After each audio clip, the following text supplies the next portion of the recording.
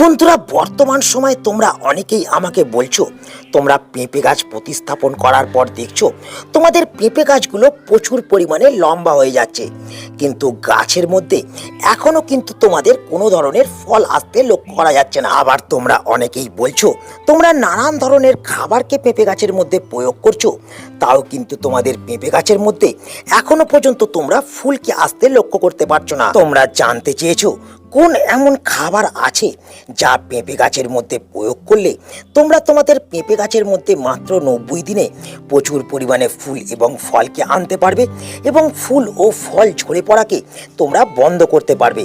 এবং তার সঙ্গে সঙ্গে তোমরা আমার কাছে এটাও জানতে চেয়েছো যে কোন এমন কৌশল আছে যা আমাদের পেঁপে গাছকে ছোট করে রাখতে সাহায্য করবে এবং আমাদের পেঁপে গাছকে মোটা ও বলিষ্ঠ করে তুলবে। তো তোমরা যারা চাইছো তোমাদের পেঁপে গাছগুলোকে ছোট করে রাখার পাশাপাশি মাত্র 90 দিনে গাছের মধ্যে প্রচুর পরিমাণে ফুল এবং ফলকে আনতে, ফুল এবং ফল ঝরে পড়াকে রক্ষা করতে, তাহলে কিন্তু আজকের এই ভিডিওটাকে একটু স্কিপ না করে কিন্তু তোমাদের সম্পূর্ণ দেখতে হবে। কারণ আজ আমি এই ভিডিওতে তোমাদের বলবো মাত্র 2 টাকা খরচ করে কিভাবে তোমরা তোমাদের পেঁপে গাছকে ছোট করে রাখতে পারবে, কিভাবে মাত্র 90 দিনে তোমরা তোমাদের পেঁপে গাছের মধ্যে প্রচুর পরিমাণে ফুল এবং ফলকে আনতে পারবে এবং ফুল ও ফল ঝরাকে তোমরা কিভাবে বন্ধ করতে পারবে। তো আজ এই সমস্ত গুরুত্বপূর্ণ তথ্যগুলিকে তোমাদের জানতে এবং বুঝতে হতে গেলে ভিডিওটাকে একটু স্কিপ না করে কিন্তু তোমাদের সম্পূর্ণ দেখতে হবে। এবং যারা নতুন বন্ধু কার্তিক হর্টিকালচারে প্রথম, তারা অবশ্যই কিন্তু চ্যানেলটাকে সাবস্ক্রাইব করে রাখবে। বন্ধুরা, শুরুতেই আমাদের মাথায় রাখতে হবে আমাদের পেঁপে গাছ যত লম্বা হবে তত কিন্তু পেঁপে গাছের মধ্যে ফল আমরা কিন্তু কম কম পাবো এবং যতগুলো ফল আমাদের পেঁপে গাছের মধ্যে আসবে সেই ফলগুলো পাড়ার ক্ষেত্রে বা হারভেস্ট করার ক্ষেত্রে আমাদের কিন্তু অনেক সমস্যার সম্মুখীন হতে হবে। কিন্তু আমরা যদি ছোট থেকেই আমাদের পেঁপে গাছগুলোকে ছোট করে রাখতে পারি তাহলে কিন্তু আমাদের পেঁপে গাছের মধ্যে যেমন ফুল এবং ফল অধিক পরিমাণে আসবে, তেমন সেই ফল পাড়ার ক্ষেত্রে আমাদের কিন্তু কোনো ধরনের সমস্যা হবে না। তো আমাদের পেঁপে গাছকে ছোট করে রাখার জন্য এবং গাছের মধ্যে অধিক পরিমাণে ফলনকে পাওয়ার জন্য আমাদের প্রথম যে কাজটাকে করতে হবে সেটা হলো বন্ধুরা, আমরা যখন আমাদের পেঁপে গাছকে প্রতিস্থাপন করব তখন কিন্তু 45 ডিগ্রি অ্যাঙ্গেল করে আমরা কিন্তু পেঁপে গাছকে প্রতিস্থাপন করব। যেমন তোমরা দেখতে পাচ্ছ আমি এই গাছটাকে কিন্তু এখন সোজাভাবে প্রতিস্থাপন করেছি, কারণ এই গাছটাকে যখন আমি প্রতিস্থাপন করি তখন এই গাছের মধ্যে মোট কিন্তু 2 থেকে 3টে পাতা ছিল। তাই আমি কিন্তু একটা 6 ইঞ্চি টবের মধ্যে গাছটাকে কিন্তু সোজাভাবে প্রতিস্থাপন করেছি। কিন্তু আমি যখন এই গাছটাকে একটা বড় টবের মধ্যে এবার প্রতিস্থাপন করব তখন কিন্তু গাছটাকে আমি এইভাবে হেলিয়ে একটু প্রতিস্থাপন করব। এর ফলে যেটা হবে, গাছকে যখন আমরা এইভাবে হেলিয়ে প্রতিস্থাপন করব তখন কিন্তু গাছ আবার নিজেকে সূর্যালোকের দিকে নিয়ে যাওয়ার জন্য বেঁকে কিন্তু ওপর দিকে উঠতে থাকবে। এর ফলে যেটা হবে, গাছের বৃদ্ধিটা এখানে কিন্তু থেমে যাবে এবং তার ফলে পেঁপে গাছগুলো ছোট হয়ে থাকবে এবং যতদিনে পেঁপে গাছের বৃদ্ধি বিকাশ হওয়ার কথা তার মধ্যেই কিন্তু গাছের মধ্যে ফুল এবং ফল চলে আসবে। তো এইভাবে যদি আমরা এই কৌশলটাকে অবলম্বন করতে পারি তবেই কিন্তু আমরা পেঁপে গাছের মধ্যে মাত্র 90 দিনের মধ্যেই ফুল এবং প্রচুর পরিমাণে ফলকে আনতে পারবো। শুধুমাত্র বন্ধুরা এই 45 ডিগ্রি অ্যাঙ্গেল করেই গাছকে প্রতিস্থাপন করলে হবে না, তার সঙ্গে সঙ্গে আমাদের যেটা করতে হবে পেঁপে গাছকে কিন্তু সঠিক খাবারকে প্রোভাইড করতে হবে। কারণ বন্ধুরা, এই গাছ কিন্তু আমাদের একটি ফল প্রদানকারী গাছ এবং এই গাছ কিন্তু খাবারকে ভীষণভাবে পছন্দ করে। আমরা যদি খাবারকে সঠিকভাবে সঠিক মাত্রায় গাছের মধ্যে প্রয়োগ করতে পারি তাহলে কিন্তু আমাদের গাছ থেকেও আমরা প্রচুর পরিমাণে কিন্তু ফলনকে পেতে পারবো। তো আমি এই ভিডিওতে মোট কিন্তু 2 ধরনের খাবারকে তোমাদের তৈরি করে দেখাবো, আর সেই 2 ধরনের খাবারের মধ্যে যে কোনো এক ধরনের খাবারকে যদি তোমরা এই সময় নিয়মিত সঠিকভাবে গাছের মধ্যে প্রয়োগ করতে পারো তাহলে কিন্তু মাত্র 90 দিনের মধ্যেই তোমাদের পেঁপে গাছের মধ্যে প্রচুর পরিমাণে কিন্তু ফুল এবং ফল আসতে শুরু করবে। এবং সেই 2টি খাবারের মধ্যে প্রথম খাবার হলো বন্ধুরা এটা।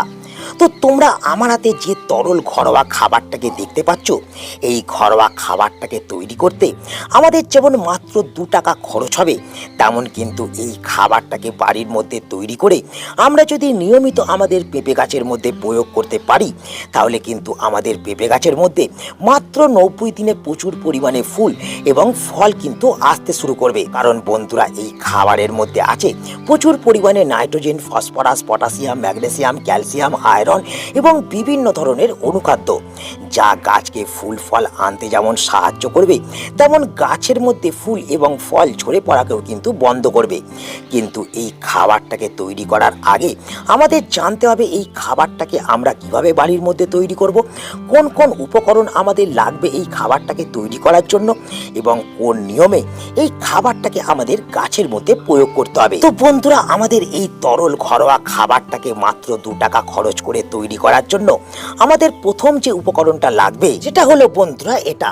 তো তোমরা এখানে যেটা দেখতে পাচ্ছ, এটা হলো ভাতের ফ্যান, যাকে আমরা ভাতের মাড় হিসেবে চিনি। তো যারা তোমরা এই চ্যানেলে পুরাতন দর্শক আছো, তারা প্রায় তোমরা সকলেই জানো এই ভাতের মাড়ের মধ্যে বা ফ্যানের মধ্যে কোন কোন খনিজ উপাদান আছে। কিন্তু যারা তোমরা নতুন দর্শক, ভিডিওকে নতুন দেখছো, তাদের ক্ষেত্রে বলে রাখা ভালো, এই ভাতের ফ্যানের মধ্যে প্রচুর পরিমাণে কিন্তু phosphorus, potassium, magnesium, iron, calcium এবং বিভিন্ন ধরনের কিন্তু ভিটামিন থাকে, যা গাছের জীবনচক্র চালানোর ক্ষেত্রে এবং গাছের মধ্যে ফুল ফল আনার ক্ষেত্রে বিশেষ ভূমিকা কিন্তু পালন করে। তো এক্ষেত্রে আমরা যদি ভাতের মাড় বা ভাতের ফ্যানকে বাগান পরিচর্যার ক্ষেত্রে ব্যবহার করতে পারি, তাহলে কিন্তু আমাদের গাছের সমস্ত ধরনের পুষ্টিমূল্য আমরা এই ভাতের ফ্যান বা ফেলে দেওয়া ভাতের মাড় থেকে কিন্তু দিতে পারবো। তো এখানে তোমরা দেখতে পাচ্ছ আমি কিন্তু সেই জন্যে ভাতের মাড়কে 250 ml কিন্তু নিয়েছি, এবং 250 ml ভাতের মাড়কে নেওয়ার পর আমি যে উপকরণটা এর সঙ্গে মেশাবো, সেটা হলো বন্ধুরা প্লেন জল। তো বন্ধুরা, ভাতের মাড়ের সঙ্গে আমরা যদি জলকে না মিশিয়ে আমরা যদি ভাতের মাড়কে গাছের মধ্যে প্রয়োগ করি, সেক্ষেত্রে কিন্তু মারাত্মক ক্ষতি হতে পারে।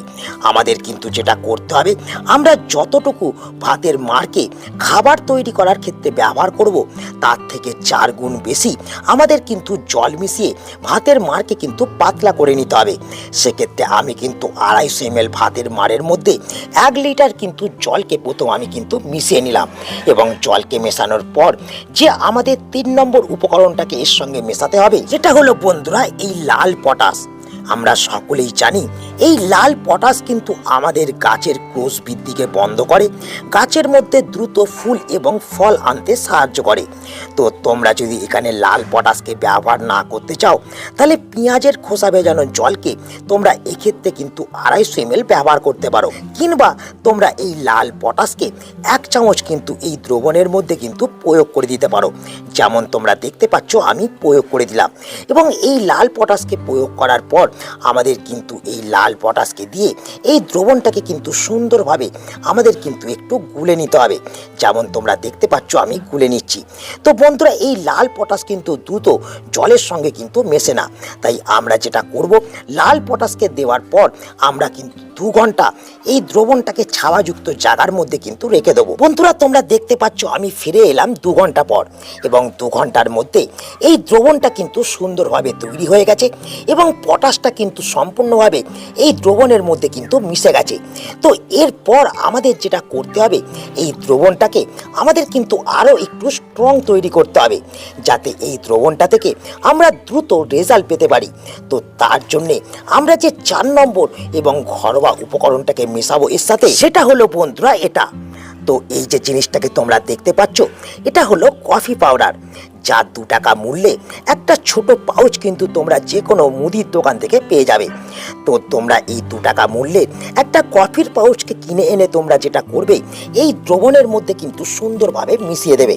তো বন্ধুরা, এই কফি পাউচের মধ্যে 1/2 চামচ কিন্তু কফি পাউডার আছে, এবং এই কফি পাউডার আমাদের গাছের মধ্যে কিন্তু পটাশিয়াম, আয়রন, ম্যাগনেসিয়াম এবং প্রচুর পরিমাণে নাইট্রোজেনের যোগানও কিন্তু দেবে। শুধুমাত্র তাই নয়, এই কফি পাউডার মিশ্রিত দ্রবণ দ্রবণ যদি আমরা গাছের মাটিতে প্রয়োগ করি তাহলে আমাদের গাছের মাটিও এই সময় কিন্তু অ্যাসিডিক হয়ে উঠবে। তো বন্ধুরা তার ফলে গাছের মধ্যে প্রচুর পরিমাণে ফুল এবং ফল আসতেও কিন্তু শুরু করবে। তো বন্ধুরা এই যে খাবারটাকে এরপর আমরা তৈরি করলাম, এই খাবারটাকে আমাদের এবার গাছের মাটির মধ্যে প্রয়োগ করতে হবে। কিন্তু তার আগে আমাদের মাথায় রাখতে হবে এই খাবারটা থেকে যদি আমরা সঠিক বেনিফিট পেতে চাই তাহলে এই খাবারটাকে আমাদের কিন্তু প্রত্যেক 15 দিন অন্তর অন্তর বাড়ির মধ্যে তৈরি করে আমাদের কিন্তু প্রত্যেকটা পেঁপে গাছের মাটির মধ্যে কিন্তু প্রয়োগ করতে হবে। এবং তার সঙ্গে সঙ্গে আমাদের মাথায় রাখতে হবে এই খাবারটাকে আমরা তখনই প্রয়োগ করব যখন আমাদের এখানে ওয়েদার পরিষ্কার থাকবে, যখন বৃষ্টি হবে না, যখন গাছের মাটি ময়েশ্চার থেকে শুকিয়ে শুকিয়ে আসবে। তো বন্ধুরা এই সব নিয়মকে মেনে আমরা যদি টব অনুযায়ী এই খাবারটাকে আমাদের পেঁপে গাছের মধ্যে প্রয়োগ করি তাহলেই কিন্তু আমরা বেনিফিট দ্রুত লক্ষ্য করতে পারবো। এক্ষেত্রে কতটা পরিমাণে প্রয়োগ করবে তোমাদের টবের সাইজ অনুযায়ী কিন্তু এক্ষেত্রে তোমরা এই দ্রবণকে ব্যবহার করবে। ছোট টবের ক্ষেত্রে তোমরা 1.5 থেকে 200 ml ব্যবহার করতে পারো এবং বড় টবের ক্ষেত্রে তোমরা কিন্তু 250 থেকে 300 ml ব্যবহার করতে পারো। এবং যারা তোমরা বড় বড় ড্রামের মধ্যে পেঁপে গাছ প্রতিস্থাপন করে রেখেছো তারা কিন্তু এই দ্রবণটাকে 500 ml করে কিন্তু গাছের মাটির মধ্যে প্রয়োগ করতে পারো। বন্ধুরা এই প্রথম খাবারটার পাশাপাশি এরপর যে দ্বিতীয় খাবারটাকে নিয়ে আমি কথা বলবো সেটা হচ্ছে এটা। তো এই যে তোমরা ডাস্ট খাবারটাকে দেখতে পাচ্ছ, এই ডাস্ট খাবারটাকে যদি আমরা বাড়ির মধ্যে তৈরি করে আমাদের প্রত্যেকটা পেঁপে গাছের মধ্যে প্রয়োগ করতে পারি তাহলেও কিন্তু আমরা সেম বেনিফিট কিন্তু লক্ষ্য করতে পারবো। তো বন্ধুরা এই খাবারটাকেও আমরা কিভাবে তৈরি করব, কিভাবে গাছের মধ্যে প্রয়োগ করব, কোন কোন উপকরণ এই খাবারটাকে তৈরি করার জন্য লাগবে, তো চলো আর সময় নষ্ট না করে সেটাকেও দেখে নেওয়া যাক। বন্ধুরা শুরুতেই কিন্তু আমি এখানে দেখতে পাচ্ছ একটা পাত্রের মধ্যে 1 মুঠো ভার্মি কম্পোস্টকে কিন্তু নিয়ে নিয়েছি। তো তোমরা ভার্মি কম্পোস্টের বদলে 1 বছরের পাতা পচা সার কিংবা 1 বছরের গোবর সারকে ব্যবহার করতে পারো। তো 1 বছরের গোবর সার কিংবা পাতা পচা সার কিংবা ভার্মি কম্পোস্টকে নেওয়ার পাশাপাশি তোমাদের যে দ্বিতীয় উপকরণটাকে নিতে হবে সেটা হলো বন্ধুরা এটা। তো তোমরা যেটা দেখতে পাচ্ছ এই সময় সেটা হলো চা পাতা। তো আমি এখানে ইউজ করা চা পাতাকে ভালো করে ধুয়ে রোদের মধ্যে শুকিয়ে কিন্তু রেখে দিয়েছি। তো এই ইউজ করা চা পাতাকে আমি যেটা করব, আমি কিন্তু 2 চামচ কিন্তু এই ভার্মি কম্পোস্টের মধ্যেই ভালো করে কিন্তু প্রয়োগ করে দেবো। তোমরা যদি এখানে ইউজ করা চা পাতা ব্যবহার না করে তোমরা যদি চা পাতা ব্যবহার করো সেক্ষেত্রে তোমরা যেটা করবে 1 চামচ চা পাতাকে তোমরা কিন্তু এই ভার্মি কম্পোস্টের মধ্যে প্রয়োগ করে দেবে। এবং চা পাতাকে প্রয়োগ করে দেওয়ার পর তোমরা যেটা করবে এই জিনিসটাকে কিন্তু তোমরা এরপর প্রয়োগ করবে। তো বন্ধুরা এই যে জিনিসটা তোমরা দেখছো এটা হলো ডিমের খোসার গুঁড়ো। তোমরা ডিমকে খাওয়ার পর তোমরা বাড়ি থেকে যে খোসা ফেলে দাও সেই খোসাকে ফেলে না দিয়ে রোদের মধ্যে শুকিয়ে তোমরা মিক্সি গ্রাইন্ডারে একটু গুঁড়ো করে নেবে। এবং গুঁড়ো করে নেবার পর এই খাবারটা প্রয়োগ করার ক্ষেত্রে তোমরা 1 চামচ কিন্তু ভালো করে প্রয়োগ করে দেবে। দেখতে পাচ্ছ আমি কিন্তু এখানে প্রয়োগ করে দিলাম। এবং এই ডিমের খোসাকে ব্যবহার করে দেওয়ার পর যে তোমাদের 4 নম্বর উপকরণটাকে নিতে হবে সেটা হলো বন্ধুরা এই হলুদ গুঁড়ো, যা আমাদের গাছের মাটি থেকে ফাঙ্গাস, ব্যাকটেরিয়া, কেঁচো, কেন্ন, কৃমিকে দূর করবে, উপকারী ব্যাকটেরিয়াকে তৈরি করবে, যার ফলে গাছ দ্রুত মাটি থেকে খাবার এবং জলকে কিন্তু ইনটেক করতে পারবে। এবং এই হলুদ গুঁড়ো এই খাবারের মধ্যে প্রয়োগ করলে এই খাবারের মধ্যেও কিন্তু কখনোই কিন্তু কোনো ধরনের ফাঙ্গাস সৃষ্টি হবে না। তো বন্ধুরা এই হলুদ গুঁড়োর সাথে সাথে আমরা যে সর্বশেষ জিনিসটাকে ব্যবহার করব সেটা হলো বন্ধুরা এই কলার খোসার গুঁড়ো, যাকে আমরা একটি পটাশিয়ামের সোর্স হিসেবে বাগান পরিচর্যার ক্ষেত্রে কিন্তু অনেক ক্ষেত্রে ব্যবহার করে থাকি। তো আমি এখানে যেটা করেছি, আমি কিন্তু কলার খোসাটাকে ছোট ছোট টুকরো করে কিন্তু কেটে নিয়েছি। তোমরা কিন্তু এইরকম শুকনো কলার খোসাকে ছোট ছোট টুকরো করে একটু কেটে নিতে পারো কিংবা মিক্সি গ্রাইন্ডারে দিয়ে তোমরা একটু গুঁড়ো করে নিতে পারো। তো 1 মুঠো কলার খোসাকে ভালো করে দিয়ে আমি কিন্তু এই খাবারটাকে দেখো সুন্দর করে একটু মিশিয়ে নিচ্ছি। এবং এই যে মিক্স খাবারটাকে তৈরি হলো টব অনুযায়ী এই খাবারটাকে কিন্তু প্রয়োগ করতে হবে।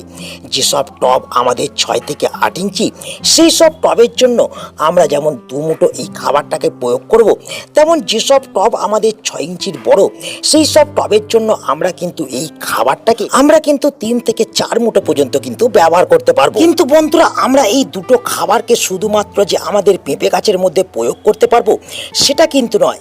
এই খাবারগুলোকে আমরা পেঁপে গাছের পাশাপাশি আমাদের কাছে বেগুন, লঙ্কা, কুমড়ো, লাউ এই সব গাছ গাছের মধ্যেও কিন্তু আমরা ব্যবহার করতে পারবো। যেমন তোমরা দেখতে পাচ্ছ আমি এই খাবারটাকে আমার কিন্তু বেগুন গাছের মধ্যে প্রয়োগ করে দিচ্ছি। দেখতে পাচ্ছ আমি কিন্তু প্রয়োগ করে দিলাম, এবং তার সঙ্গে সঙ্গে এই তরল খাবারটাকে আমি কিন্তু আমার লঙ্কা গাছের মধ্যেও কিন্তু ব্যবহার করে দিচ্ছি। তো তাই আজ এই ভিডিওটাকে এখানেই আমি শেষ করছি। আশা করি এই ভিডিওটা তোমাদের সকলের কাজে লেগেছে। যদি ভিডিওটা ভালো লাগে তাহলে অবশ্যই ভিডিওটাকে একটা লাইক করে দেবে, তোমাদের বন্ধুদের কাছে শেয়ার করে দেবে, এবং যারা তোমরা নতুন বন্ধু চ্যানেলে প্রথম অবশ্যই কিন্তু চ্যানেলটাকে সাবস্ক্রাইব করে রাখবে। তো দেখা হচ্ছে আবার একটা নতুন ভিডিওতে। সকলে ভালো থেকো, নমস্কার।